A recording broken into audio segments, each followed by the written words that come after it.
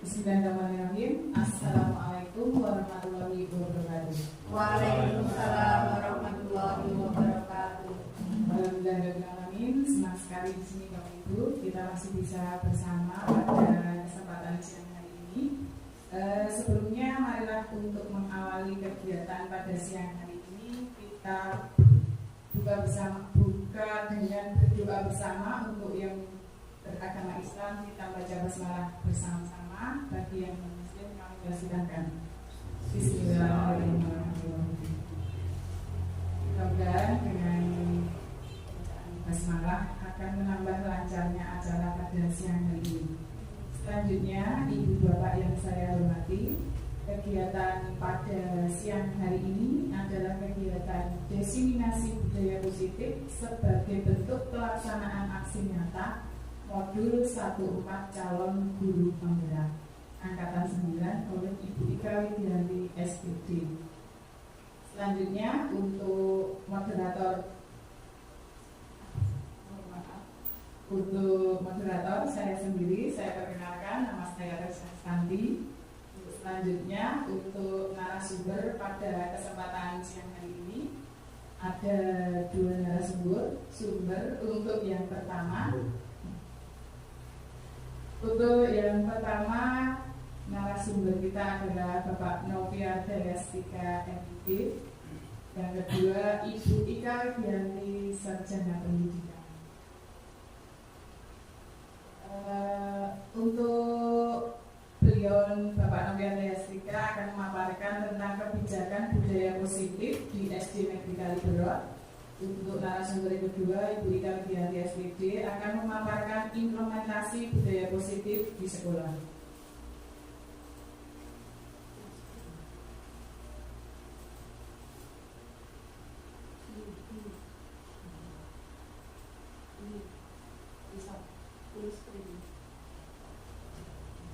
Selanjutnya, Bapak Ibu sekalian, mungkin bisa disemati adalah tentang narasumber kita pada siang hari ini, Bapak Noviarda Yastika MPD. Beliau lahir di Bantul tanggal 6 Desember 1986, alamat rumah di Bibis RT 2 Bangunjiwo Kasihan Bantul. Menempuh pendidikan terakhir S2 di UMY. Pernah mengajar di SDN Bantul 1 sejak tahun 2006 sebagai guru kelas dan di SDN Kaliberot sejak 2022 sebagai kepala sekolah. Prestasi beliau sebagai pengurus K3S, sebagai ketua 2 di Kapaniwas Dayu, sebagai tim penyusun soal ultra, dan mempunyai hobi yang hobi memancing wadah. Mungkin pernah prestasi yang dapat mancingnya juara 1 tingkat RT, Pak. Untuk selanjutnya Ibu Ika Widianti SPD. Beliau lahir di Bantul 4 Juni 1983 dengan nama populer Sang Pejuang Harapan. Pendidikan tertinggi S1 PGSD UT Yogyakarta. Beliau mempunyai pengalaman mengajar di SD Negeri Kaliberot sejak 2002 sampai sekarang. Alamat Jalan Kuring Kaliurang Argonulis dari Bantul. Beliau CGP Angkatan 9 Kabupaten Bantul. Prestasi yang pernah diraih yaitu juara 1 MTQ ASN Kecamatan Sedayu tahun 2015. Beliau mempunyai hobi kuliner, jajan-jajan dan traveling yang murah-murah. Bisa dibuktikan ini dari bentuk tubuhnya yang senang jajanan.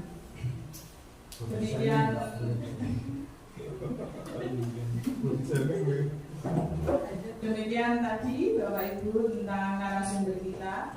Untuk selanjutnya kita akan masuki acara inti, yaitu paparan dari narasumber pertama kita, yaitu Bapak Noviarda Yastika MPD.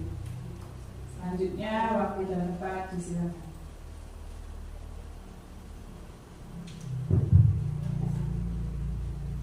Assalamualaikum warahmatullahi wabarakatuh. Waalaikumsalam warahmatullahi wabarakatuh. Terima kasih kami ucapkan pada Ibu Santi yang telah memberikan waktu kepada kami. Sebelumnya yang kami hormati Ibu Ida Widianti, Sarjana Pendidikan selaku calon guru penggerak angkatan 9, dan juga narasumber kedua dalam diseminasi budaya positif siang hari ini. Kemudian yang kami hormati pula Bapak Ibu guru serta karyawan SD Negeri Kaligrot.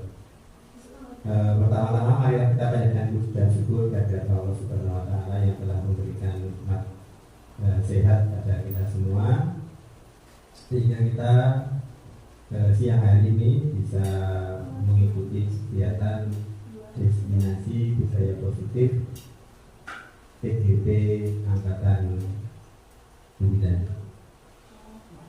Serta salawat dan salam senantiasa kita aturkan pada Nabi Muhammad SAW yang kita nantikan syafaatnya di hari akhir. Bapak Ibu,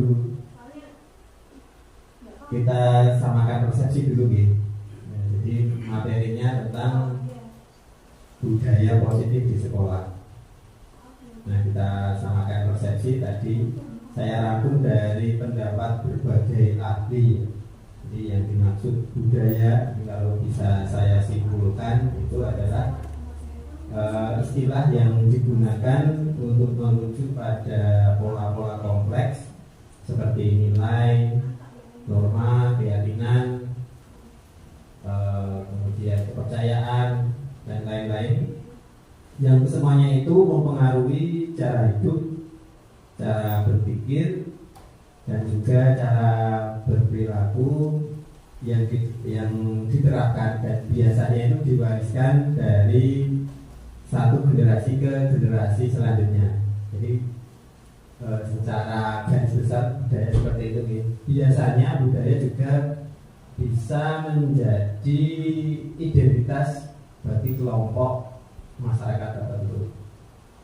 Misalnya kalau ada suatu kelompok kok mengadakan misalnya kenduri, nah itu biasanya ini identitasnya ini pasti orang Jawa misalnya seperti itu. Dan ada kelompok masyarakat yang melaksanakan upacara kematian dengan cara dikremasi misalnya, itu nanti akan merujuk pada identitas kelompok tertentu. Kemudian untuk dalam ruang yang lebih kecil ya, karena kita berada di dalam pendidikan, budaya positif di sekolah itu bisa kita persepsikan, kita samakan persepsi kita. Budaya positif di sekolah mencakup berbagai nilai, norma, dan praktik yang menciptakan lingkungan belajar yang mendukung perkembangan pribadi dan akademik siswa. Jadi kalau kita batasi, karena kita di lingkungan sekolah, kita batasi ke pengertian yang lebih sempit. Nah, kemudian apa saja budaya positif di sekolah yang dapat kita kembangkan gitu?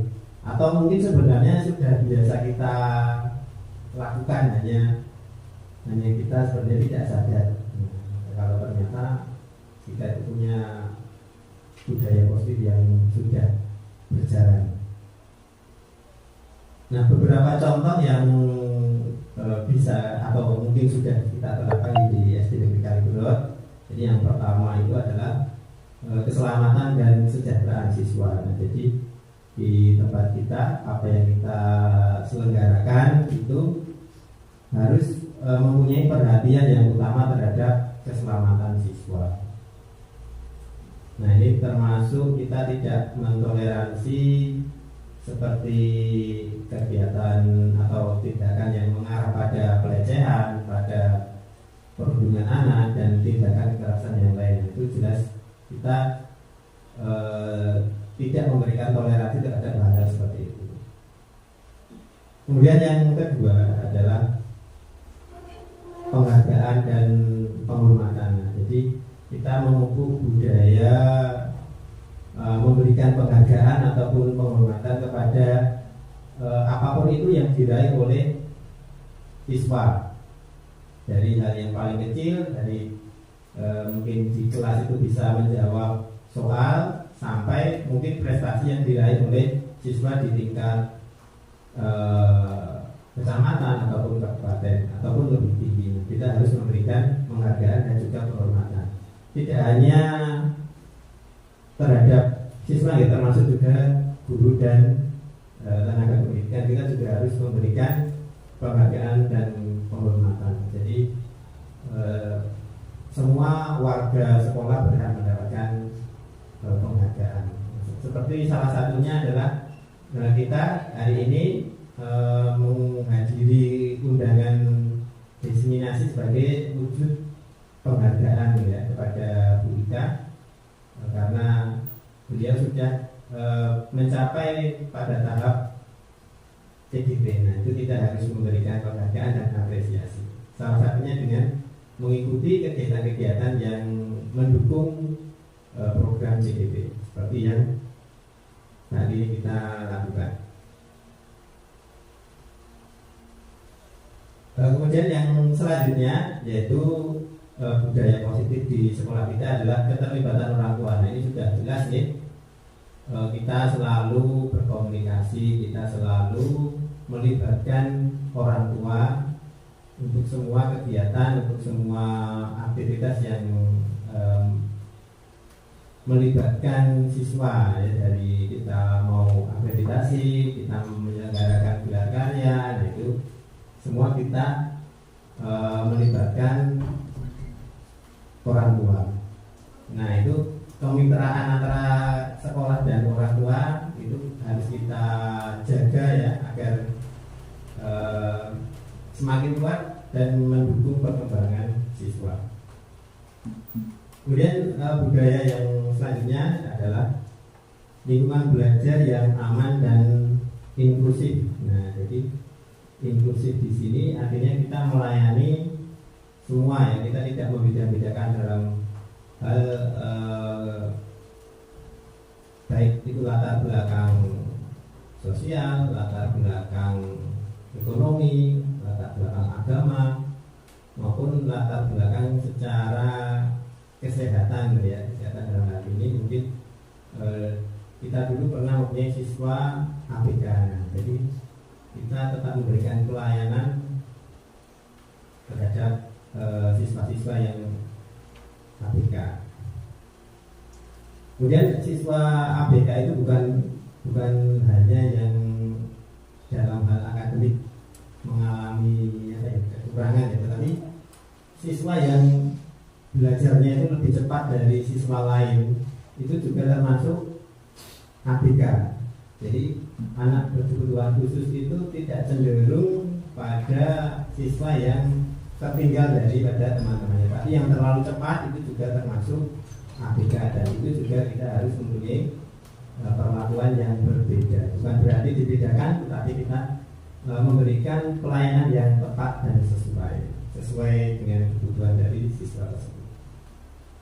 Kemudian yang selanjutnya yaitu pengembangan karakter, ya, budaya yang kita lakukan setiap pagi. Itu kita sudah, kalau hari Senin itu kita upacara, kalau hari Selasa itu dengan budaya daerah atau budaya Jawa ataupun budaya daerah lainnya kalau kemarin itu. Kemudian juga di hari Rabu kita latihan baris baris, di hari Kamis ngaji, hari Jumat keolahragaan. Nah, itu termasuk dalam pengembangan karakter. Nah, di karakter ini kita membangun nilai-nilai seperti integritas, kemudian tanggung jawab, kerjasama, kemudian juga kejujuran dan karakter-karakter yang lain. Kemudian untuk budaya yang mungkin kita sudah laksanakan ini adalah keadilan dan kesetaraan. Nah, kita tentu saja Bapak Ibu guru di kelas tidak mungkin akan membeda-bedakan siswa. Nah, itu adalah salah satu contoh kita memberikan pelayanan yang adil dan setara tanpa memandang latar belakang, ras, jenis kelamin ataupun kemampuan akademik. Kemudian juga kita membangun budaya kolaborasi, kerjasama, baik itu kerjasama siswa, kerjasama tim, kerjasama dengan orang tua. Nah, itu merupakan salah satu budaya positif yang sudah kita laksanakan selama ini dan perlu untuk kita pertahankan dan kita kuatkan.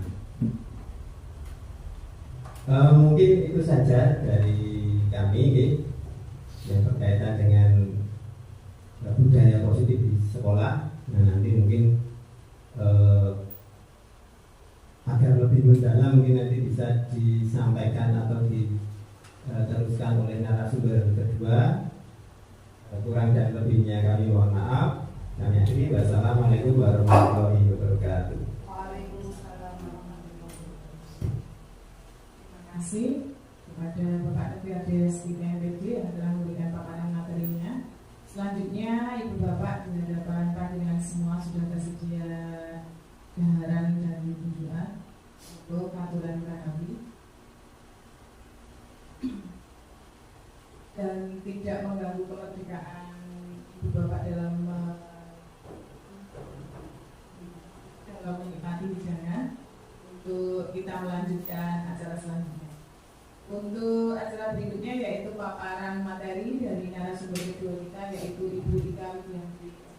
Waktu disilakan.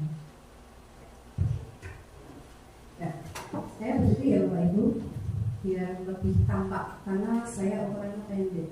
Saya mau maju nih.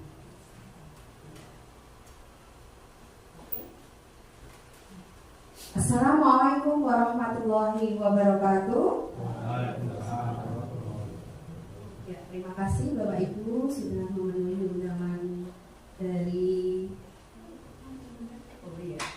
Jadi posisi sudah oke. Ya, terima kasih Bapak Ibu semuanya, semangatnya untuk siang hari ini sudah memenuhi undangan dari panitia penyelenggara kegiatan destinasi dari calon guru penggerak angkatan 9 saya sendiri. Semoga nanti 1 jam ke depan kita bisa berdinamika, kita bisa sharing, kita bisa tolak berilmi ya. Saya bukan orang yang pintar dan pandai, tapi dalam hal ini saya memenuhi tugas saya sebagai CGP harus menyampaikan apa yang sudah saya dapatkan di modul 1.4 kepada Bapak Ibu semuanya, kepada teman-teman sejawat saya. Oke, Bapak Ibu,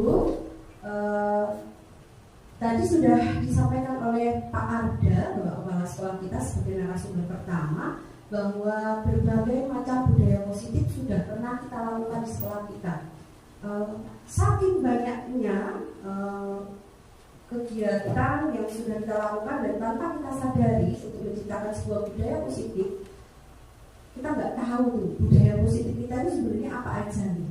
Nah, dalam hari ini nanti saya akan membatasi budaya positif yang akan saya bahas adalah tentang disiplin positif, gitu ya. Oke. Dari depan dong Mbak Operator. Oke. Sebelumnya dalam hari ini berarti saya akan melakukan praktik baik ya. Praktik baik itu pengalaman terbaik yang pernah saya dapati, kemudian saya bagikan ke teman-teman. Itu namanya praktik baik. Oke, lanjut dulu. Oke, kita buat kesepakatan dulu ya. Bapak Ibu, biar tidak garing ya, nanti 1 jam. Kenapa 1 jam? Karena memang durasi yang harus saya selesaikan untuk menyampaikan destinasi ini adalah 1 jam minimal. Tidak boleh kurang dari 1 jam. Karena mungkin dianggap kalau kurang dari 1 jam apa yang saya sampaikan dan saya paparkan itu belum bisa sampai ke Bapak Ibu semuanya dan belum tuntas gitu ya. Kita buat kesepakatan kelas ya. Karena kalau kita buat kesepakatan kelas berarti nanti kita itu dalam kelas itu nyaman karena sama-sama kita sepakati. Yang pertama saya menawarkan Bapak Ibu nanti mengikuti kegiatan dengan senang dan penuh semangat ya. Setuju ini? Sepakat? Oke. Lanjut nanti Bapak Ibu boleh tanya sebanyak-banyaknya kalau nggak paham. Nanti saya akan berusaha menjawab. Apabila saya juga nggak bisa jawab, mungkin Bapak Ibu sudah ada yang punya pengetahuan lain dan disilahkan untuk saling sharing apa yang sudah diketahui. Kemudian mendengarkan ketika ada yang berpendapat. dan semuanya punya kesempatan berpendapat. Ketika yang lainnya nanti berpendapat, yang lainnya silakan mendengarkan, dan semuanya nanti punya kesempatan yang sama untuk berpendapat. Oke, ini yang paling saya suka. Selesai tepat waktu. Oke ya, tepat waktu artinya tadi kita mulainya jam 1:15. Oke, berarti nanti untuk durasi 60 menit minimal berarti set gitu ya. Segitu, insya Allah. Oke, ini yang kuning ini ada gambarnya donat. Padahal yang diadakan Bapak Ibu bukan donat ya. Boleh makan dan minum santai, ya, tapi serius dan fokus. Jadi boleh disambi, jangan sepaneng, jangan begitu opos, boleh disuting, ya. Tidak boleh sampai sepaneng. Ya kalau mau ke belakang boleh, mau ada telepon boleh, ya nggak boleh pulang duluan, nggak boleh. Lanjut. Oke. Bapak Ibu tadi sudah pernah bekerja dari pagi ya sampai jam 12 terus Jumatan. Pak Afri sih nggak benar dapat nasi berkah. Dapat nggak Pak? Dapat. Oh nggak dapat. Nanti cuma ada minumnya aja Bu. Oh minumnya, yang harus berdoa Jumat berkah minum. Oke, saya mau membuat sebuah permainan. Sekarang tolong berpasangan. Oke, Bu Mala bisa pindah ke sini, Bu Mala sama Bu Sandi, Pak Ada, Pak Ada sama Pak Mul ya, lepas ini dua. Oke, ya, saya bagi kertas satu-satu, ya satu orang silakan ambil kertas satu. Yuk ambil kertas satu, terus apa ya Bapak Ibu? Apa? Oh, nggak harus cowok cewek sih. Oke, Bapak Ibu sudah mendapatkan kertas. Saya kasih tahu ini ya. Judulnya adalah Aku Mau Minta Anumu. Nah, judul permainannya adalah Aku Mau Minta Anumu. Oke Bapak Ibu, sekarang semuanya kertas yang sudah ada di hadapan Bapak Ibu, silakan ditulisi sebuah rahasia besar yang ada pada diri Bapak Ibu, yang Bapak Ibu gak pengen teman-teman tuh tahu. Misal, contoh ya, rahasianya gak harus rahasia keluarga. Misal, aku tuh pernah ngumpil kayak gitu, terus upilnya aku makan. Nah, kecil kan dulu ya, itu rahasia loh. Pak guru masa melakukan itu kan gak pede. Coba silakan tulis. Saya kasih waktu 1 menit. Yuk. Rahasia besar, pokoknya harus ada rahasia besar. Terserah. Mbak Sakti boleh. Aku tuh sebenarnya pernah naksir si Bagong. Loh kan nama lain ya. Boleh kalau sebenarnya aku suka sama Mas Andri, tapi aku nggak ngomong. Boleh. Tapi ini maksudnya rahasia waktu sekarang atau? Terserah, zaman dia boleh, sekarang boleh. Atau nanti dibacakan tidak? Oh tidak, namanya juga rahasia. Yuk, tulis 2 menit, tulis. Ayo Pak Mol. Ini aku dari rahasia. Jangan-jangan si kamu ki manggung. Aku masih rahasia. Oke, aku punya rahasia sebenarnya. Kalau kakiku tuh bolong. Udah, tulis aja yang seru-seru aja. Monggo. Sudah? Oke, sudah ya? Sudah, tulis Mbak Tirung. Aku punya rahasia besar. Sebenarnya waktu aku bikin minum Pak Ibu guru itu airnya itu ketobot. Boleh itu kan ngomongin. Sebenarnya kepalaku tuh pernah masuk di air minum. Boleh. Ayo loh. Sebenarnya rahasia loh. Sudah ya? Oke. Dilipat Bapak Ibu kalau sudah silakan dilipat. Oke. Ayo Pak Mul. Oke. Sudah dilipat rahasianya apa sih? Lipat cek kenteng. Ayo Pak Mul. Aku sebenarnya pernah nangis di rumah sendiri waktu aku kehabisan bensin. Boleh. Sudah? Oke. Kalau sudah sekarang silakan Anda ping dengan teman sebelah Anda. Ya, boleh tuntas ting. Ini mau foto-foto ya Mas.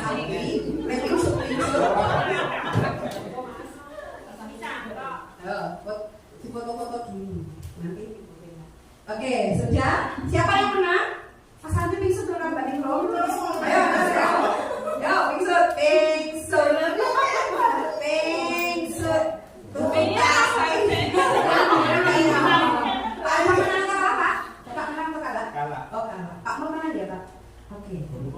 Ya itu. Ambil gorengan. Oke, sudah. Pasti insut yo Mas Win foto ini. Yang lagi. Insut. Mau jebol. Dua. Oke. Ya, Bapak Ibu, yang menang silahkan kertasnya digenggam sekencang mungkin. Siapa yang menang ya? Ya.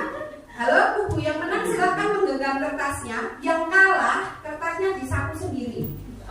Yang pokoknya dijelekin tidak digenggam. Yang menang silahkan perhatikan instruksi saya. Yang menang pegang kertasnya yang sekencang mungkin di tangan Anda. Sudah? Yang menang kertasnya ditekem. Oke. Sekarang yang kalah gilirannya adalah membujuk teman yang tadinya gegem itu punya rahasia itu, dibujuk terserah caranya mau bagaimana, boleh diintek, boleh diapakan. Ya, sekarang silakan ngobrol. Kapan kursinya Bapak Ibu? Itu boleh diminta itu apa? Ya, bicara diminta, silakan diminta dibujuk-bujuk dengan cara apa? Saya beri waktu Pak Mul, pegang dulu. Oke, siap ya. Saya beri waktu 3 menit untuk membujuk. Silakan, yuk.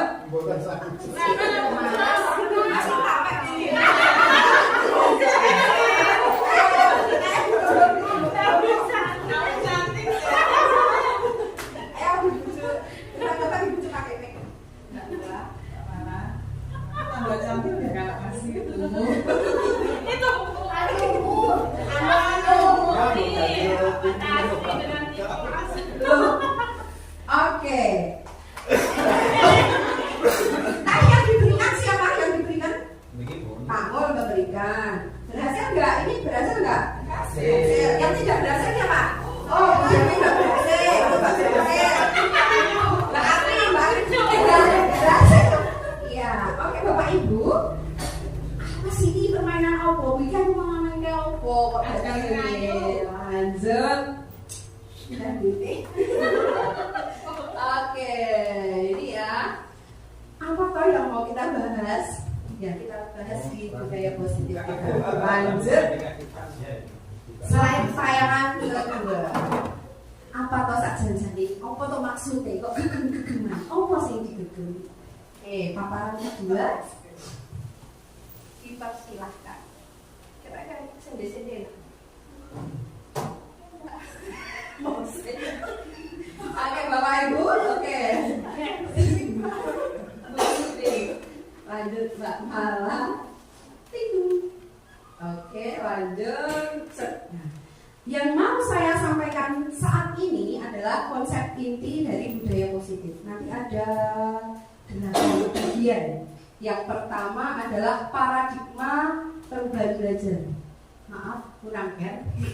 Ini paradigma. Kemudian selanjutnya adalah nilai-nilai kebajikan, kemudian kebutuhan dasar manusia, kemudian motivasi perilaku manusia, selanjutnya disiplin positif, lalu posisi kontrol guru, kemudian keyakinan kelas dan sekitar restitusi. Oke, lanjut satu persatu. Mohon Bapak Ibu sambil dahar sambil minum. Oke, paradigma disiplin positif. Bapak Ibu, pembelajaran dengan paradigma baru merupakan pembelajaran yang dirancang berdasarkan prinsip pembelajaran berdiferensiasi. Saya takut salah ngomong ini, karena yang sudah tidak lengkap berpengaruh sekali. Sehingga pada para peserta didik belajar sesuai dengan kebutuhan berdasarkan tahap perkembangan sesuai dengan teori psikologi modern untuk mewujudkan profil pelajar Pancasila. Ya, lanjut. Nah, tapi Bapak Ibu, selama ini terjadi miskonsepsi, kesalahan, salah konsep jadi tentang sebuah teori kontrol. Pada saat ini, posisi kita sebagai guru itu selalu bisa dikatakan inilah ilusi guru mengontrol murid. Jadi murid mana tahu. Saya sekali. Kemudian ilusi bahwa kritik, ilusi bahwa kritik dan membuat rasa bersalah dapat menguatkan karakter. Contoh, saya suka, oh iya, salah itu kan, dan sebagainya seperti itu. Itu ternyata selama ini taunya kita itu ngono dan karakternya kuat. Tapi ternyata itu salah Bapak Ibu. Ternyata ketika saya memarahi teman saya itu bukan malah membangun karakternya, tapi saya bisa menjatuhkan dia dalam posisi yang paling blosor. Jadi malah sesuatu aku karena yang saya lakukan seperti itu, teman saya tidak semakin jadi bisa, tapi malah saya meletre. Lalu ada ilusi bahwa semua pengetahuan positif, efektif dan bermanfaat. Misal, yang positif itu selalu manfaat, ya. Tapi yang salah itu selalu salah. Contoh, orang mencuri nasi bungkus, ibu-ibu mencuri susu di Alfamart gitu ya. Kita pasti akan mikir, ibu tuku susu ning Alfamart ki, dhek mesti nemu. Salah. Padahal kita nggak mikir bahwa di belakangnya itu ada kebutuhan dasar sebagai manusia. Dhewe kuwi ora ndek duit, arep butuh nyusoni anake, gitu kan? Best expired. Lalu ada ilusi bahwa orang dewasa berhak memaksa. Saya tanya Bapak Ibu, pernahkah Bapak Ibu memaksa pada anak-anak Bapak Ibu? Pernah. Buah mah.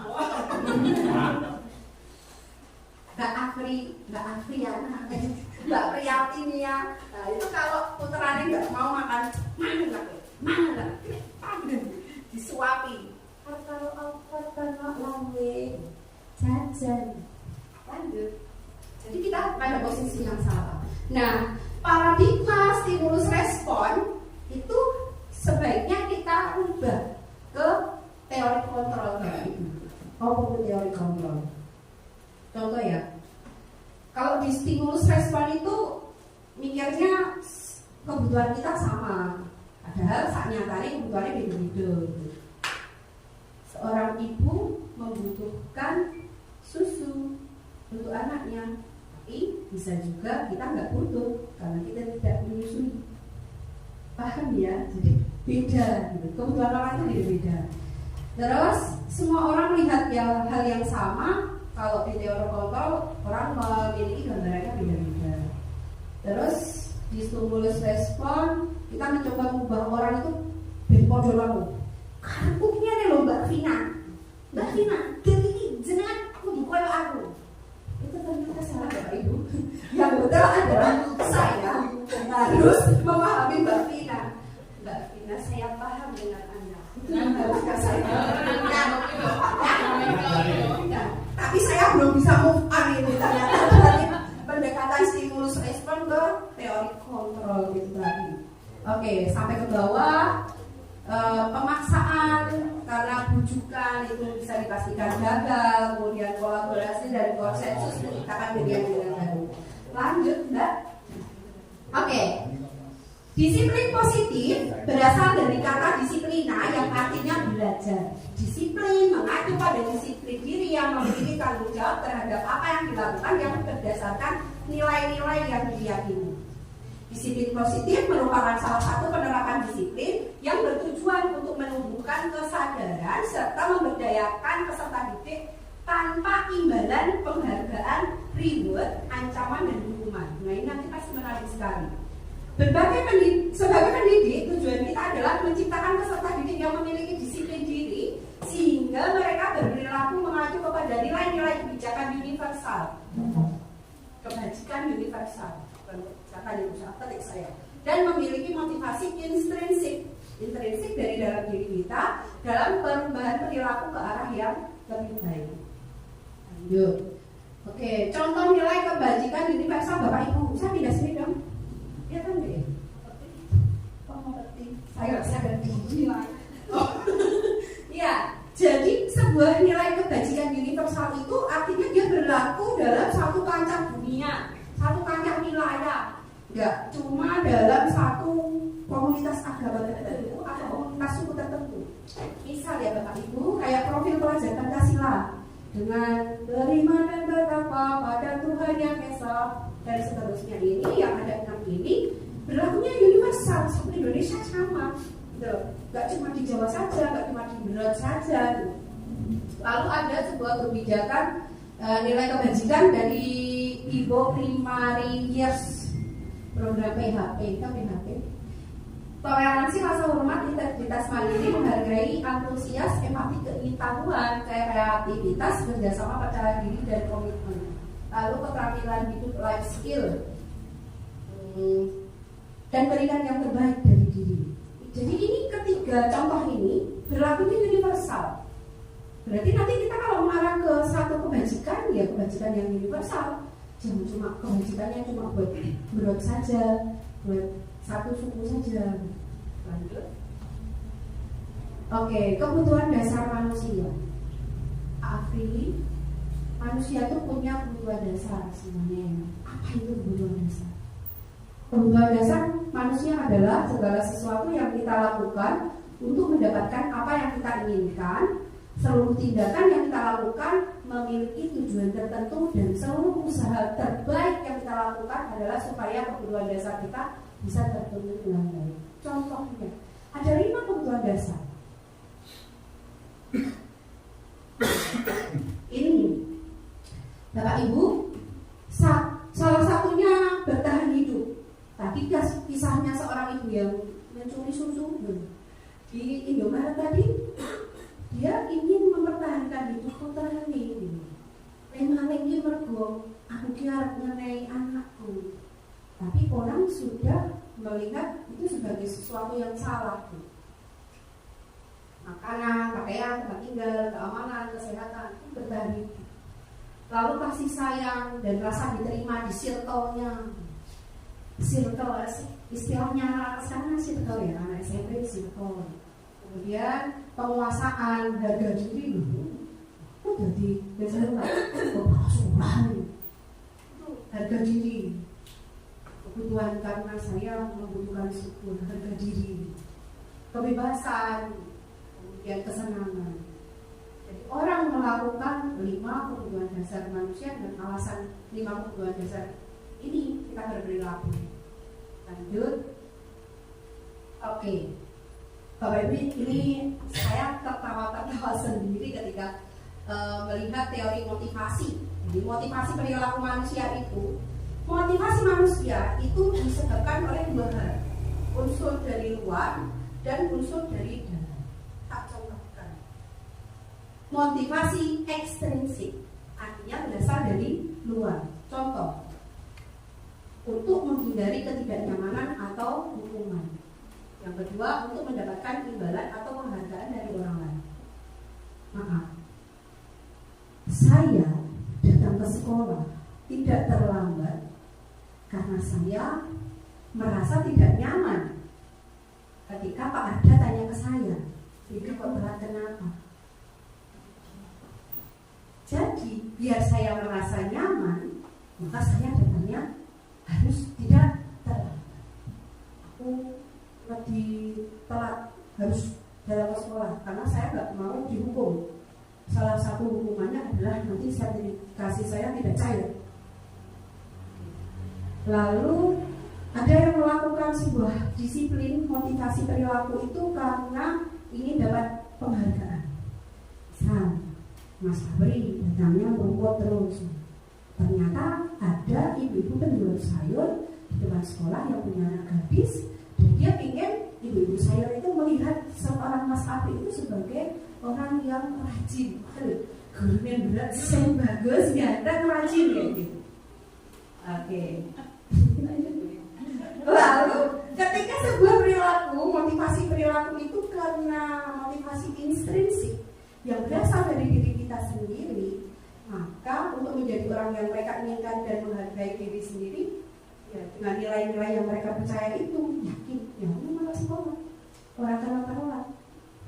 Itu memang motivasinya dari dalam diri. Bapak Ibu sekarang dihentikan sejenak.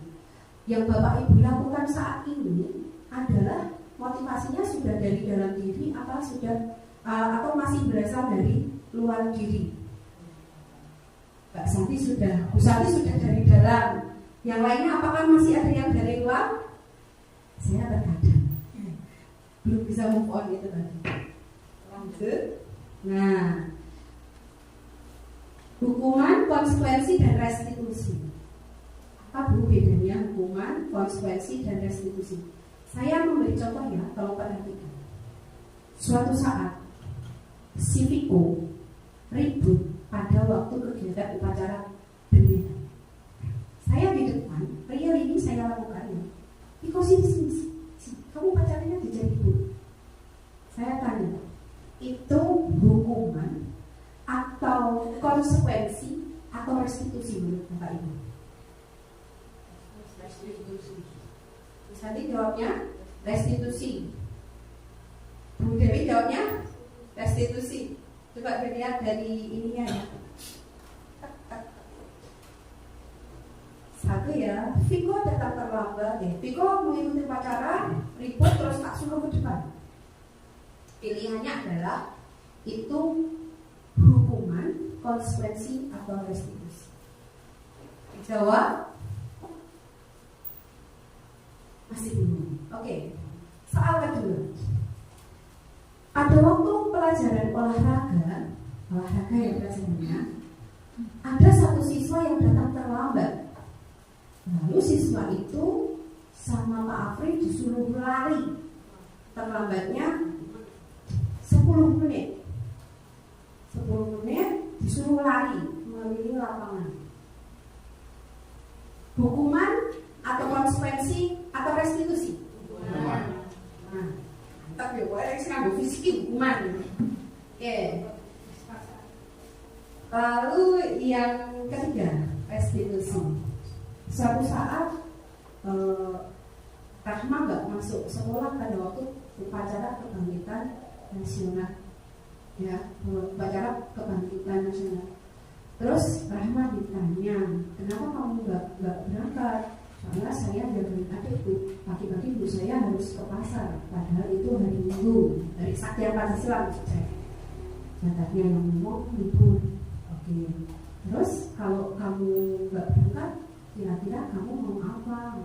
Udah bu, saya tak mau buat tugas saja di rumah ya. Saya mau menyalin tentang upacara, membuat ringkasan tentang upacara hari kebangkitan Pancasila yang diselenggarakan di Pak Jokowi.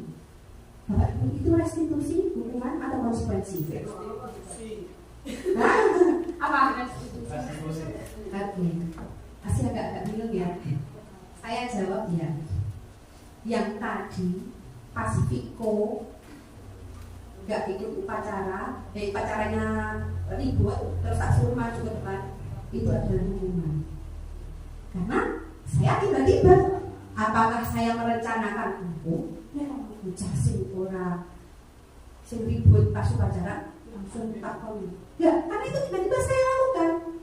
Jadi itu adalah hukuman. Biasanya sifatnya fisik. Nggak tahu apa-apa langsung gitu. Nah, sifatnya cuma satu orang.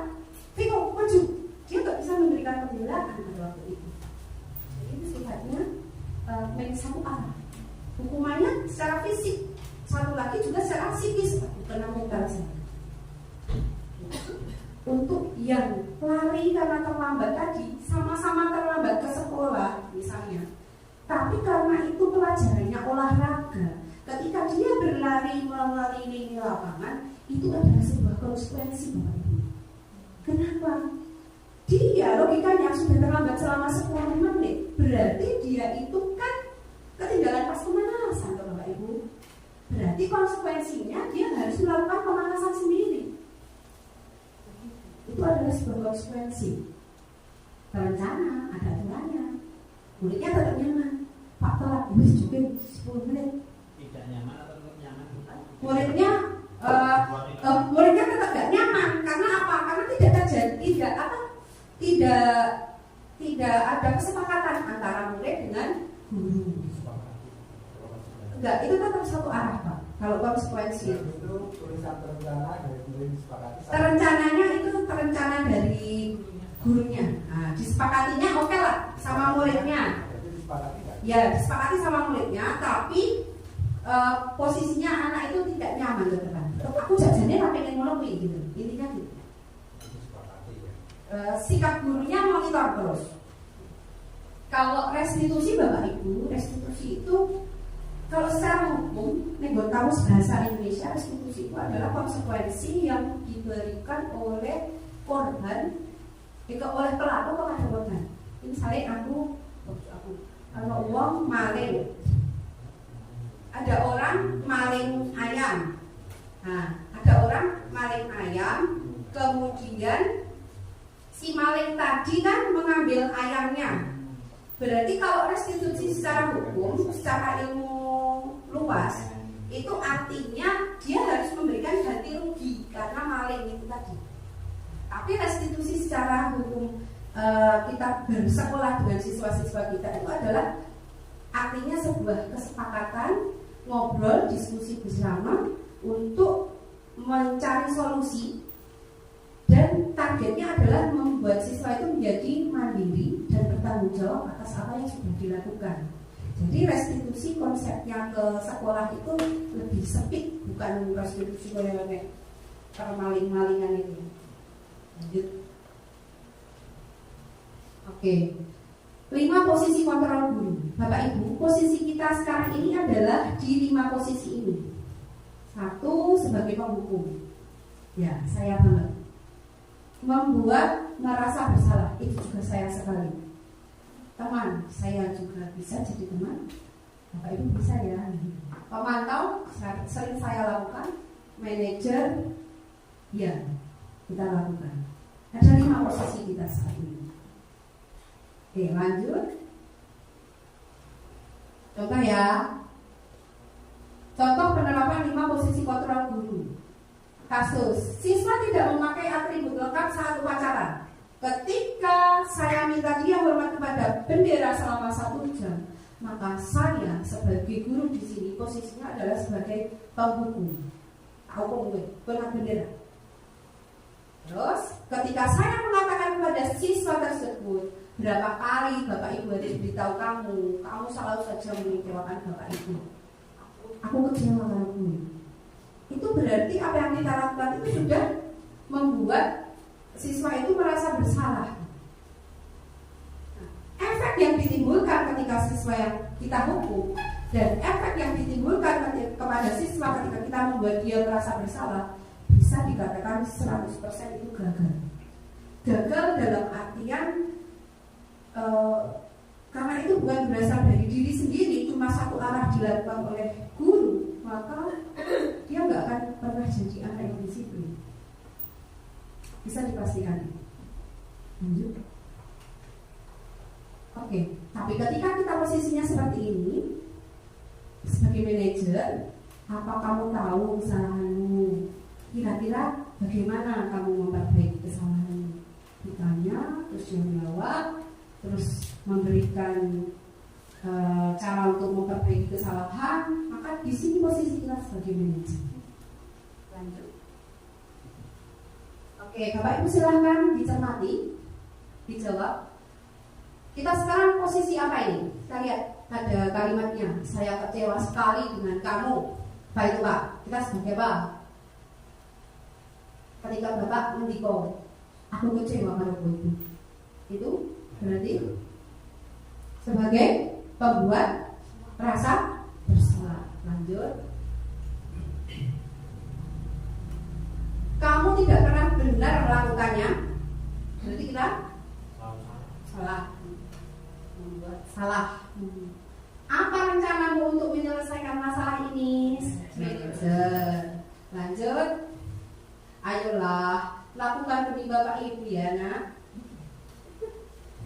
Ayo dong, please. Aku bisa nih kalau Pak Anda rek kue ribu gitu. Saya sudah setuju. Awal sebagai teman. Lanjut. Kamu tidak pernah mendapat nilai jika tidak mengerjakan tugas pemantau. Lanjut. Nah, lanjut. Yang kita bahas adalah tentang keyakinan kelas. Pak Bu, saya tanya, kenapa keyakinan kelas? Kenapa bukan aturan kelas? Jawabannya adalah pencet.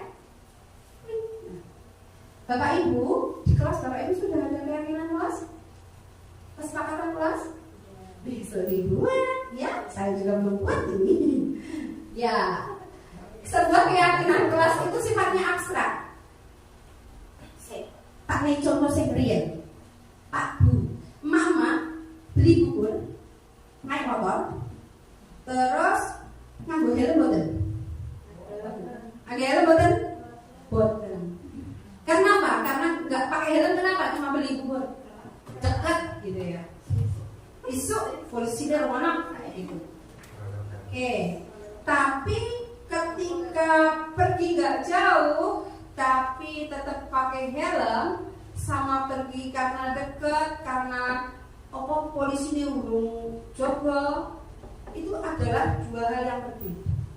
Ketika kita tidak pakai helm dengan alasan polisi ini urung teko, berarti kita mematuhi. Kita cuma karena aturan aja, kita melakukan itu cuma karena aturan. Tapi ketika kita pakai helm atau tidak, berarti kita punya keyakinan bahwa nek tiba kuwi gurune benjo. Bahwa helm adalah sebuah alat yang digunakan untuk keselamatan. Makanya di sini istilahnya bukan lagi peraturan tapi keyakinan. Yakin, nek tiba ki ora tenan. Yakin ki kok arek ra nggawa SIM STNK ki kok aku apa-apa kerepotan. Jadi dari keyakinan, dari peraturan itu harus kita tuangkan menjadi sebuah keyakinan. Lanjut ya. Oke. Bapak Ibu tadi sudah disampaikan restitusi dan segitiga restitusi.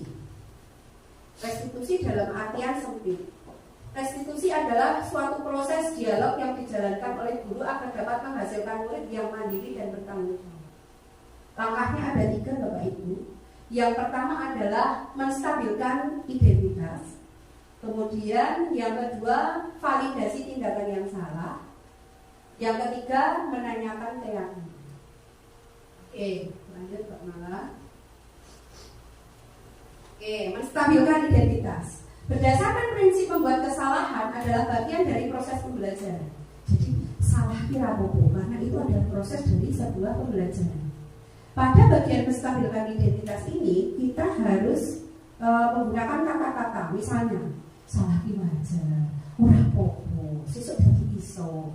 Tidak ada manusia yang sempurna, Mbak. Saya juga pernah melakukan kesalahan itu dan sebagainya. Lanjut, itu cara kita menstabilkan identitas. Lalu validasi tindakan yang salah. Apa toh sakjane? Kamu kok melakukan itu kenapa? Masalahnya apa? Soalnya aku tuh itu punya aku. Kembali ke 5 kebutuhan dasar tadi, mempertahankan miliknya karena kesenangannya. Itu bola aku nek dijaluk ya aku ya ora oleh. Karena dia punya kesenangan, dia bermain bola. Ketika salah satu dari kebutuhan dasarnya tadi dijaluk, pasti akan bergejolak. Lanjut. Yang terakhir adalah menanyakan keyakinan. Ya, ada prinsip kontrol bahwa pada dasarnya kita bisa termotivasi secara intrinsik. Lanjut. Oke. Bapak Ibu, ini ada video Viko terlambat ke sekolah setiap hari Senin. Karena dia itu dari Atang-Puluhan, jadi enggak. Saya sudah melakukan praktek segitiga restitusi bersama si Viko. Escape. Wis,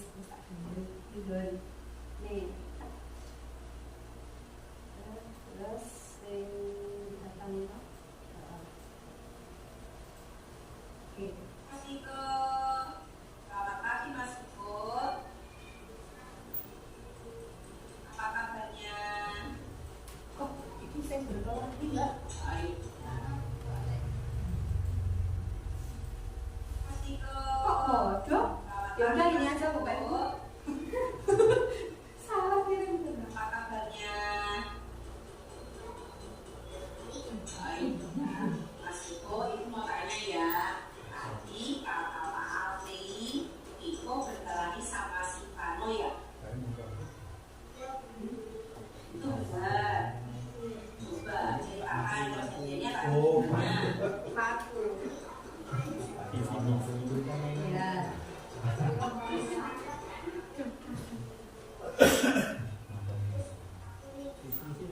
Oh, kamu kudus kanunya.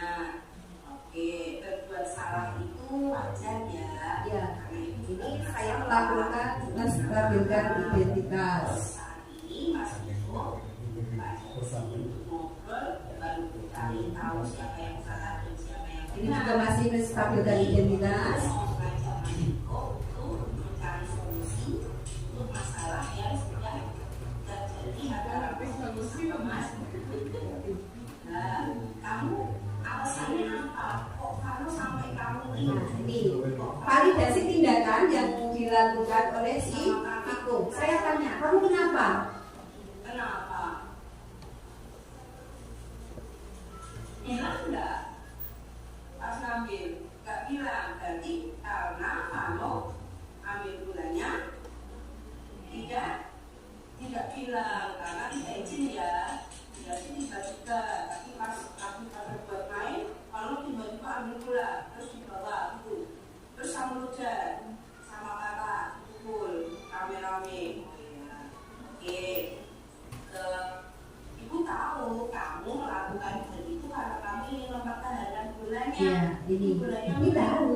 yang dimainkan tidak boleh diambil oleh teman, apalagi tanpa permisi. Kan nggak bilang dong. Mas, tanya, kamu tahu nggak kalau memukul teman itu salah? Tahu nggak?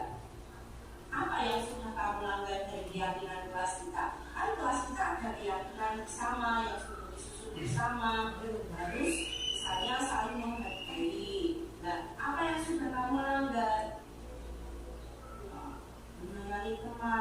Menyayangi temannya sudah dilanggar. Terus kalau kamu sudah melakukan pelanggaran terhadap keyakinan kelas kita, terus seharusnya itu kamu harusnya tadi gimana? Pas Ivano itu ambil gula, kamu harusnya bagaimana? Aku tadi itu yang harusnya kamu kan harusnya apa? Kalau kamu lagi main nih, kamu udah tahu, tiba-tiba punya diambil, harusnya kamu ngapain? Sabar, apa bilang sabar? Terus bilang sama? Aku bilang Pak Guru, bilang gimana kalau bilangnya? Dan itu yang harusnya gulanya itu harusnya si Fani itu ngambil, kamu kan harusnya sabar, ya toh? Harusnya apa kan? Sabar, tidak boleh marah, terus bilang ke Pak Guru. Nah, karena ini sudah kejadian, sudah terjadi, dan kamu sudah mengakui kalau kamu sudah melanggar keyakinan. Pada bagian ini saya menyampaikan keyakinan kelas, kemudian membuat solusi atas permasalahannya. Satu, minta maaf ya. Yang kedua, janji nggak akan mengulangi lagi. Oke, Mas Iko anak baik ya. Mas Iko bisa ya. Oke, terima kasih ya Mas Iko. Silakan dilakukan, nanti kita maaf sama Pak Nur Basri. Ya. Iya, oh ibu itu cerita kemarin saya praktik baik ya sama si Miko. Yang satunya videonya lebih lucu lagi. Tapi apresiasi itu Mbak Afiana ternyata nyoteng tanpa tripod nggak goyang. Padahal tertawa, tapi Oke. Bapak Ibu, apa yang akan saya sampaikan dari Bapak Ibu tadi belum gitu ya? Sebuah perubahan itu tidak akan pernah terjadi ketika bukan dari diri kita sendiri yang merubah. Kalau cuma dari faktor eksternal, efeknya nggak lama. Apalagi cuma karena sebuah penghargaan. Misal saya datang ke sekolah rajin terus pas hari guru saya diberikan penghargaan guru yang paling rajin, guru favorit. Efeknya ke saya bahagia, ke teman-teman saya akan gitu. Jadi akan menyakitkan teman yang lain, sudah pasti. Aku setelah aku diberikan ini. Jadi yang paling lebih efektif untuk membuat sebuah kedisiplinan itu ketika semuanya dijalani dari diri kita sendiri. Dalam penerapan program disiplin positif, setidaknya guru memiliki standar kepribadian, profesional dan sosial yang baik di mana guru mampu merefleksi dirinya dalam posisi kontrol saat ini bagaimana perjalanan dirinya sebagai amo atau manajer yang menuntun murid-muridnya menjadi insan yang mandiri, merdeka dan bertanggung jawab. Ini dikutip dari SMP. Terima kasih dari saya kembalikan ke moderator.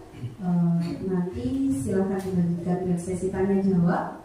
Waktu dan tempat saya persilakan kepada moderator. Saya akhiri dulu teman-teman. Ya Bu, diakhiri dulu dari paparannya dengan satu kalimat. SD Kaliberat. Jaya. SD Kaliberat. Jaya. Pak Guru Bu Guru. Ya masih kelas 1 ya. Terima kasih Ibu Ida Widianti, Sarjana Pendidikan SD yang telah memaparkan materinya dengan cukup menarik. Selanjutnya kita memasuki acara diskusi. Untuk acara diskusi akan kita bagi dalam 2 termin. Untuk termin yang pertama kami persilahkan Ibu Bapak untuk 2 penanya. Silakan. Cek, monggo, Pak Ibu.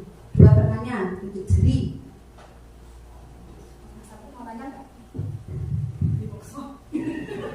Tanya, Mas Apri, silakan Mas Apri. Terima kasih atas waktunya yang diberikan kepada saya. Saya di sini izin bertanya, pada posisi kontrol yang mana sebaiknya kita berada saat ini supaya harapan kita untuk menciptakan budaya positif melalui disiplin positif. Terima kasih. Penanya satu lagi, dijawab nanti ya Bu ya, sekalian ya. Untuk satu lagi penanya silakan. Yang mau bertanya, Dina, Mbak Tari, Tandi, Mas Mbak Tari. Langsung saja ya untuk pertanyaan dari saya. Seberapa efisien segitiga restitusi bisa digunakan untuk menciptakan budaya positif? Apakah bisa digunakan untuk di setiap jenjang satuan pendidikan? Bagaimana jika permasalahannya sudah menyangkut pada ranah hukum? Terima kasih. 2 pertanyaan dari Mas Afri dan Mbak Tari. Untuk pertanyaan yang pertama dari Mas Afri, silakan langsung Bu Ika menanggapi 2 pertanyaan sekaligus. Pertanyaannya bagus sekali Pak Afri. Pak Afri tadi tanya ya, Bu, sekarang kita posisi kontrolnya sebagai guru harusnya gimana ya? Kalau saya jawab, ketika Bapak berada pada posisi sebagai penghukum dan pembuat kesalahan, bisa dipastikan 100% gagal total. Tapi yang paling baik adalah kita berposisi sebagai manajer. Ketika kita berposisi sebagai manajer, itu bisa dipastikan semuanya akan menciptakan sebuah disiplin yang berasal dari diri sendiri. Tapi terkadang kita juga harus bersifat kontrolnya sebagai pemantau, atau kita juga bisa berfungsi sebagai teman. Itu ya Pak Apri. Mari kita berposisi sebagai manajer. Terima kasih. Untuk selanjutnya dari Mbak Tari. Bu Tari, seberapa efisien toh Bu ini di segitiga restitusi itu dipraktikkan? Apakah dia itu bisa diterapkan di semua jenjang pendidikan? Terus nanti kalau sudah masuknya ke ranah hukum bagaimana? Jadi segitiga restitusi ini bisa digunakan untuk membuat sebuah kesepakatan di mana guru berfungsi sebagai control manager ya Bapak Ibu. Kemudian sangat efisien sekali karena fungsi control manager ini sifatnya dari dalam diri kita sendiri yang membuat penyelesaian masalahnya. Jadi masalah ini boleh rampung mergo kita sendiri gitu yang menyelesaikan, bukan karena orang lain. Kemudian bisa digunakan dalam satuan pendidikan apapun. Cuma dalam praktiknya karena nanti kondisi psikologinya anak itu berbeda-beda dengan kasus juga yang bermacam-macam, TK, SD, SMP, bahkan SMA itu nanti semuanya disesuaikan dengan keadaan anaknya. Misalnya untuk anak SD caranya menyampaikannya beda sama anak SMK. Terus permasalahannya juga sudah kompleks ya kalau anak-anak SMK. Bahkan nanti ketika melibatkan orang tua, melibatkan hukum.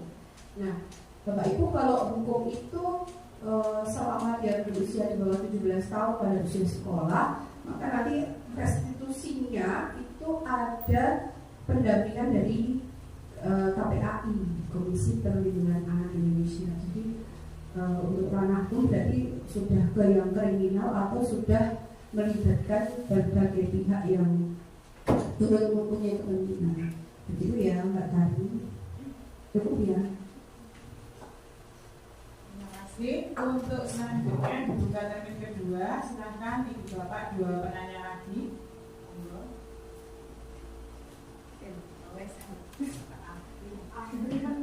Ya Mbak Ana. Alfiana.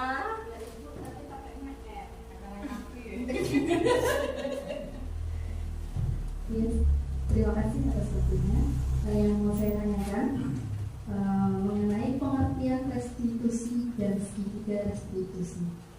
Apakah ada perbedaannya dan apa saja ciri dari restitusi itu? Terima kasih. Kembali. Selanjutnya penanya yang kedua, silakan. Oh, gantek ini, gantek kan? Oh.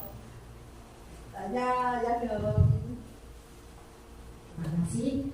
Mohon izin bertanya kepada Ibu Ida Widianti, apakah bisa pelaksanaan segitiga restitusi ini tidak dilakukan semua? Misalnya validasi kesalahan saja atau hanya 2 tahap saja, karena dirasa dengan 2 saja itu sebuah masalah sudah terselesaikan. Terima kasih. Iya. Jadi pertanyaannya terfokus pada segitiga restitusi karena di situ yang paling menarik kita di bagian akhir ya. Nanti Mbak Alfiana akan mengaku bedanya restitusi sama segitiga restitusi. Oke, restitusi dalam makna yang seluasnya tadi sudah saya sampaikan adalah hubungannya dengan hukum. Hubungannya adalah dengan konsekuensi atau ganti rugi yang diberikan oleh pelaku kejahatan kepada korban gitu ya.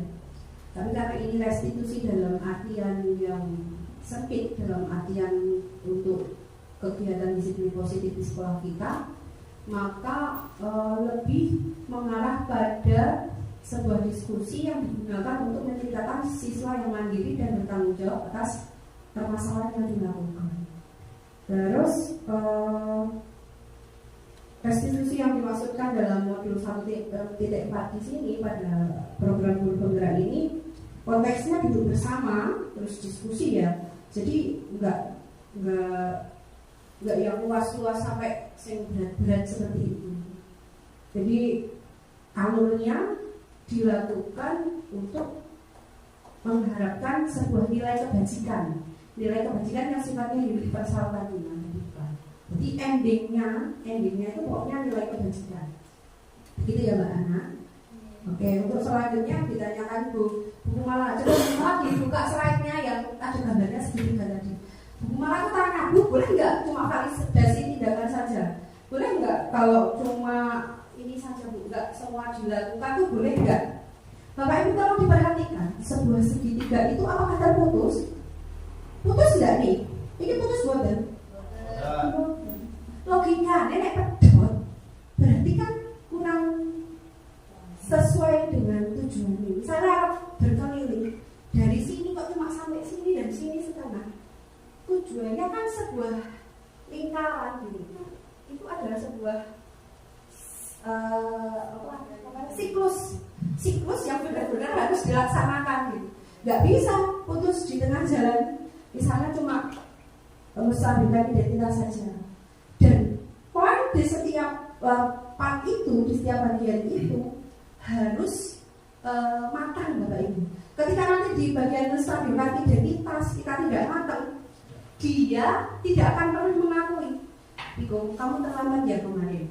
Enggak Bu, enggak. Coba jawabannya enggak. Jawabannya enggak kan berarti seperti tadi ketika Bapak Ibu memegang kertas, capek. Enggak.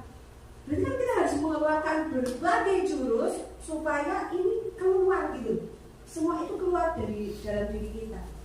Jadi jawabannya tidak bisa dipisah-pisahkan ya Pak Malah. Jadi semuanya alurnya harus dilakukan. Kemudian urut dan saling berkaitan. Begitu ya Bu Malah. Terima kasih. Terima kasih. Baik, sudah ada 4 penanya dan semuanya sudah terjawab. Semoga Bapak Ibu lebih memahaminya. Untuk selanjutnya tiba saatnya kita merefleksi kegiatan diseminasi pada siang hari ini. Kepada Ibu Bapak, mungkin ada yang berkenan untuk merefleksi kegiatan hari ini. Dipersilakan. Monggo Bapak Ibu, saya minta tolong salah satu untuk refleksi. Monggo. Ayo Mas, asal tuh ya refleksi ya Mas. Ayo Mas, refleksi mikir.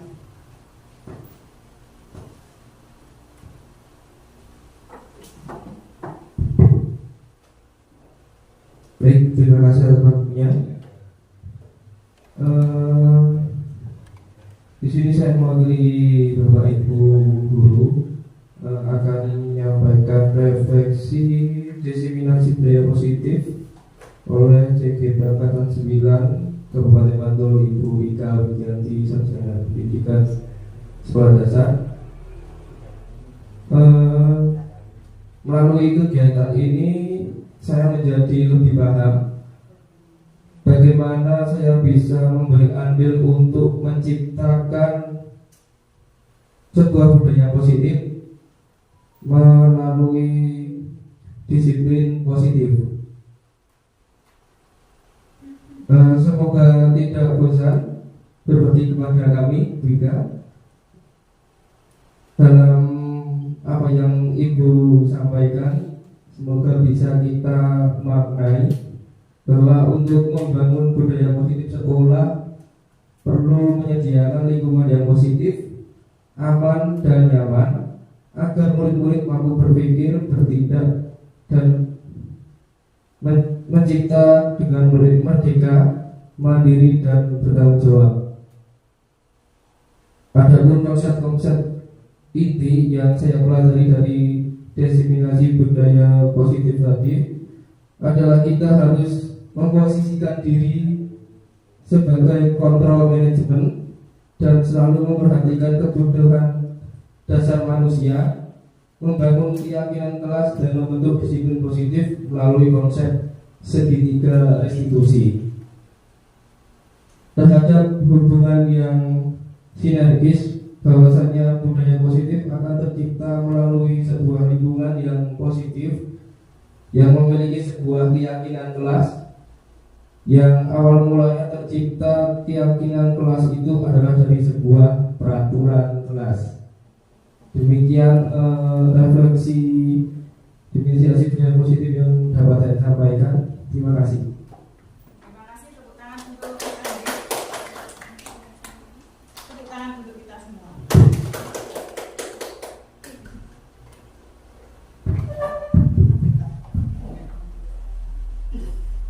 Baik, terima kasih kepada Ibu Bapak semua.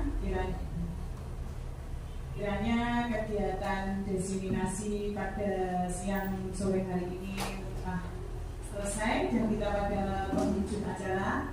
Marilah sebelum kita tutup, apabila saya dalam bersama Ibu Bapak pada siang hari ini banyak kesalahan, mohon maaf yang seterus-terusnya. Selanjutnya, marilah acara diseminasi kali ini kita tutup dengan membaca doa, membaca hamdalah bersama-sama bagi yang beragama Islam dan bagi yang non Islam. Kami persilahkan. Oke, sebelum saya akhiri, kita cek dulu Ibu Bapak hafal tidak dengan tepuk visinya SD Kalibro. Jangan-jangan muridnya yang hafal, gurunya tidak hafal. Ngapunten nggih? Oh, Pak Mun mau memimpin. Malah minggu sak tepukan kok ini. Yuk silakan tepuk visi SD Kalibro. Visi SD Negeri Kalibro, terwujudnya anak didik yang takwa, cerdas dan terampil, belajar mandiri, berwawasan digital berbudaya. Baik, terima kasih SD Kalibro. Wassalamualaikum warahmatullahi wabarakatuh. Waalaikumsalam warahmatullahi wabarakatuh. Ya, terima kasih Bapak Ibu.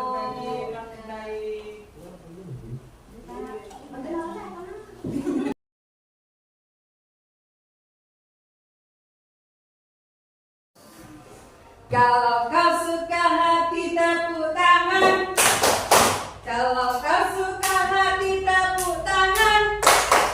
Kalau kau suka hati mari kita lakukan. Kalau kau suka hati bilang oke. Oke. Anak-anak, hari ini kita akan membuat sebuah kesepakatan kelas. Jadi nanti biar kita itu belajarnya nyaman, biar kita itu belajarnya menyenangkan, kita harus membuat yang namanya aturan-aturan kelas, keyakinan kelas, supaya semuanya bisa berjalan dengan baik. Misal, ya, Ibu sudah menyiapkan papan yang digunakan untuk menulis. Anak-anak itu mau apa sih di kelas kita, gitu ya? Misalnya apa? Ada yang mau kasih contoh biar nanti kalau belajar nggak ribut-ribut, biar belajarnya nanti bisa menyenangkan. Yuk, siapa tunjuk jari coba. Misalnya nggak boleh apa gitu. Tunjuk jari. Oh, Mas Rasid, apa contohnya Mas Rasid? Nggak boleh apa? Yang keras? Nangis. Nggak boleh? Nangis. Oke, nggak boleh nangis. Tulis Mas Rasid di sini nggak boleh nangis nanti ya di kertas ini. Pakai ini. Yuk, ada lagi yang mau usul? Ayo. Apa? Yafira. Yafira. Nggak boleh apa Yafira? Oh, nggak boleh berantem. Oke, tulis di sini ya Kira. Berantem. Dibantuin yang belum bisa nulis ya, Dinar ya. Ya, ada lagi. Oke, Nisa apa San? Nggak boleh apa? Oke, nggak boleh buang sampah sembarangan. Ditulis. Ceki dulu tadi apa Ceki? Nggak boleh apa? Oh, nggak boleh berebut. Boleh, tulis. Ditulis dulu. Evano apa? Nggak boleh jorok-jorokan. Nggak boleh jorok-jorokan. Nggak boleh berkelahi ya. Tulis di sini. Pakai pensil nah. Kalau nggak nulisnya. Dinar apa? Nggak boleh bully teman. Ah, betul. Yuk, yang lainnya. Mbak Salwa apa? Gak boleh ecek-ecekan, ya, sama bully teman sama ya. Kalau masalah piket, sampah, gak boleh buang sampah. Oke, Abi gak boleh buang sampah sembarangan, boleh. Yuk, jajan, masalah jajan, gak boleh apa? Jajan. Jajan juga ada apa? Oh, nggak boleh beli apa katanya Mbak Vina? Oh,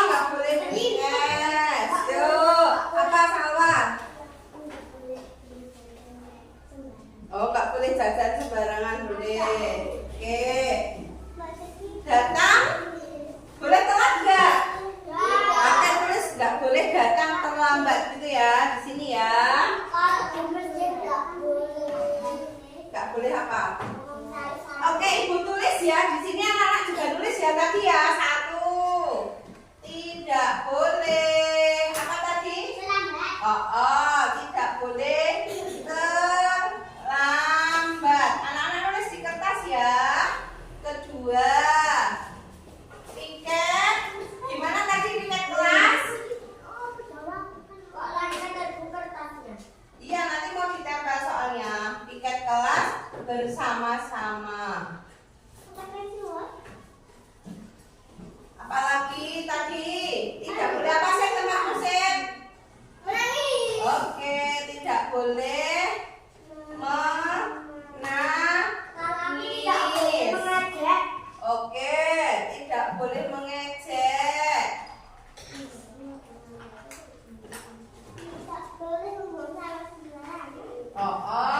Tidak boleh membuang sampah.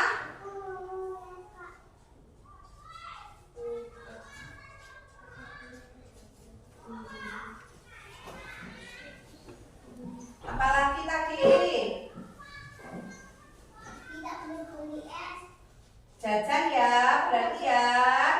Tidak boleh jajan sembarangan. Apalagi? Gak boleh berantem. Tidak boleh jorok-jorokan. Ya, berkelahi ya. Terus kalau ke toilet gak boleh merusak. Berarti apa? Tidak merusak.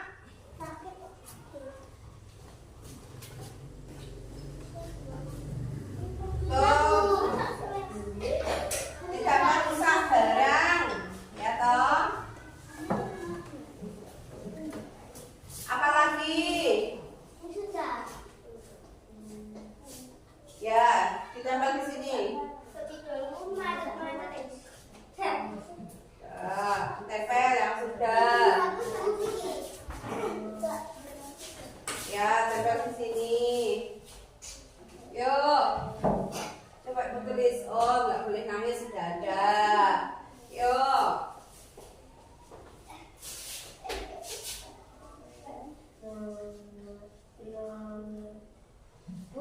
Boleh nggak main bola di dalam tadi? Tidak boleh main bola di dalam. Kalau keluar anak-anak harus bagaimana? Kalau keluar?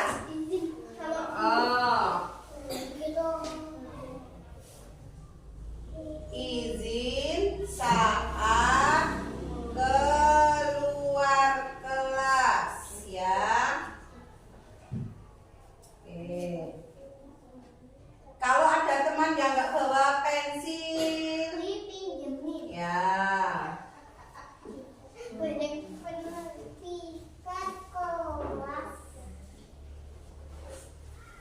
Ya, ditulis di sini. Tidak boleh ngomong saru-saru.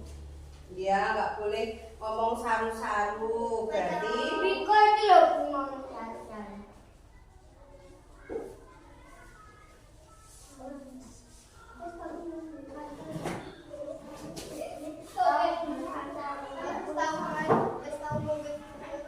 ya. Tapi marak dari Apanya?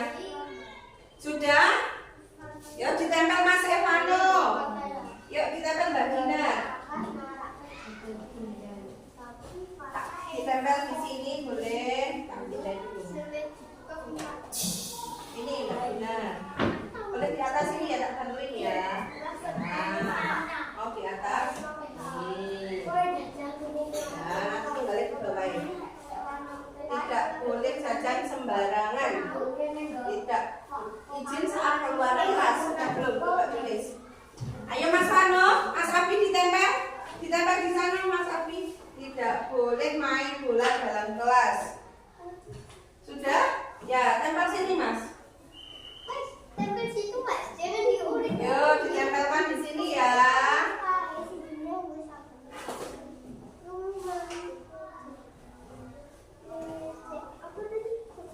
Ada yang kesulitan nulisnya? Sudah, pinter.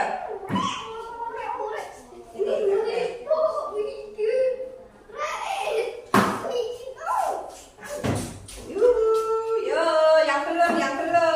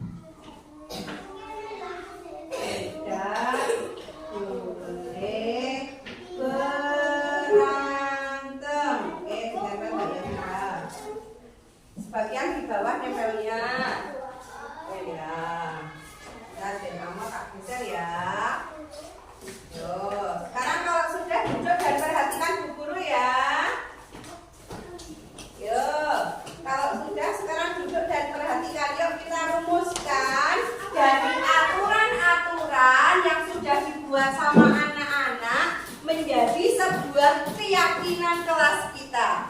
Jadi misalnya kalau anak-anak aturannya tidak boleh terlambat, ya toh?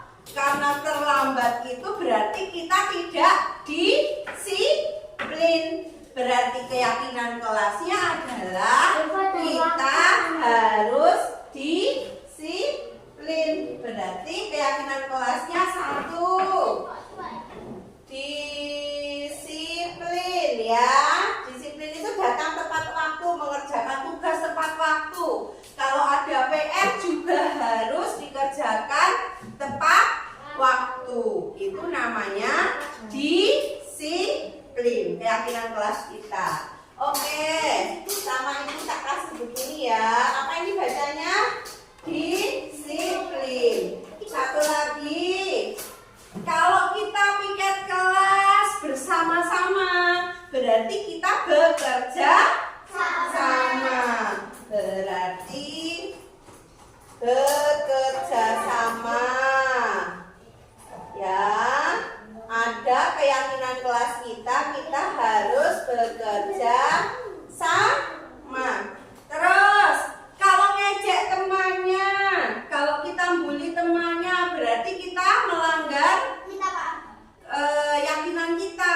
Apa keyakinannya? Kita harus saling sopan santun. Oke, menjaga sopan santun. Ngomong yang halus. Ya, bertutur kata yang halus. Sopan. Oke.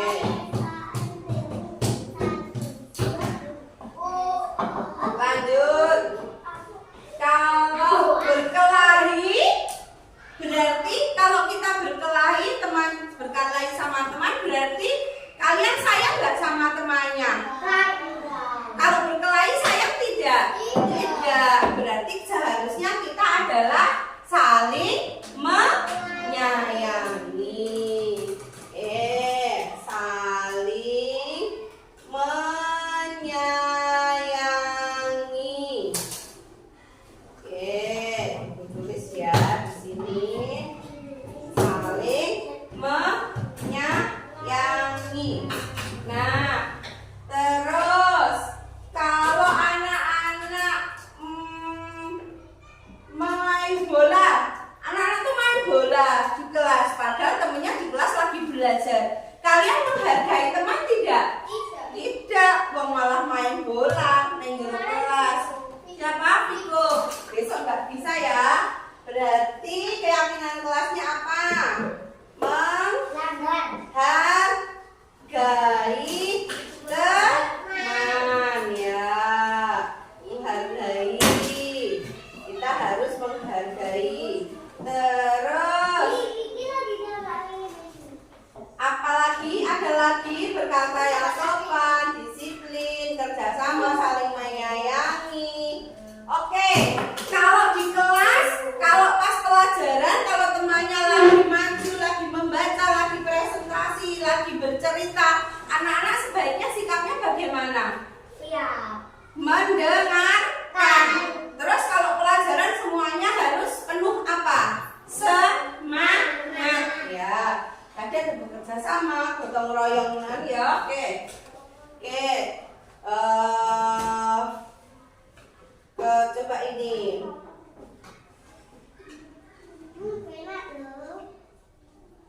Bersemangat ya.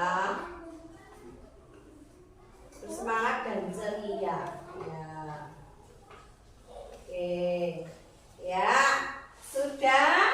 Anak-anak sudah sepakat ya. Coba dibaca satu keyakinan kelas kita apa satu? Disiplin, mengerjakan tugas tepat waktu, ya toh, bekerja sama, piket, membersihkan kelas bersama-sama, bertutur kata yang sopan, saling menyayangi, ya toh, terus menghargai teman, bersemangat dan ceria dalam mengikuti pembelajaran. Anak-anak setuju? Setuju? Kalau setuju, sekarang ke depan tulis namanya di sini. Yuk pakai spidol ini. Yuk tulis namamu di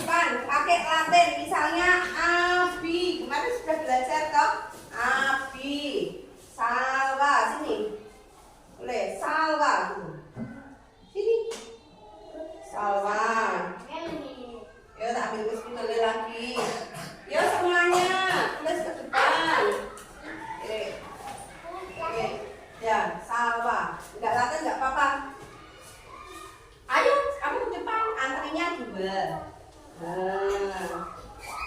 Ini api. Api ditulis api. Api boleh Latin. Gak usah berikutnya. Ya. Ini ada lagi spidolnya. Nah, di sini boleh pindah-pindahin. Sini. Acak nulisnya api dinar.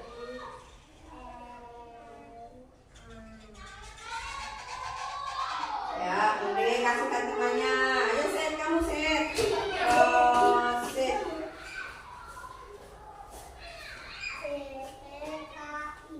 Segi boleh di sini. Main rotor di sini. Sembarang nulisnya.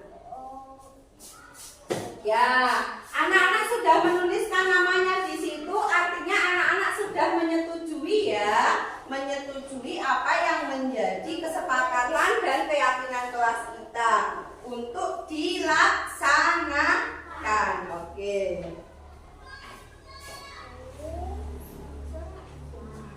Vira, Evano, nanti Bunda juga mau nulis.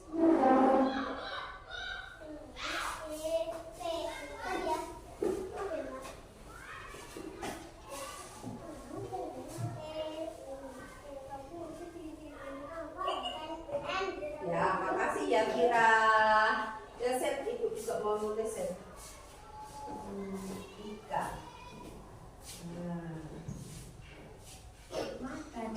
Enggak apa-apa, bagus. Yuk, set yuk.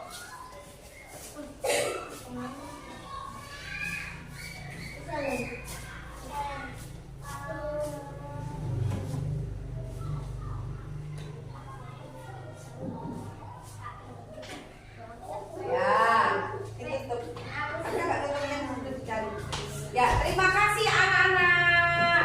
Sekarang kembali ke tempat duduknya masing-masing. Coba kita lihat. Kalau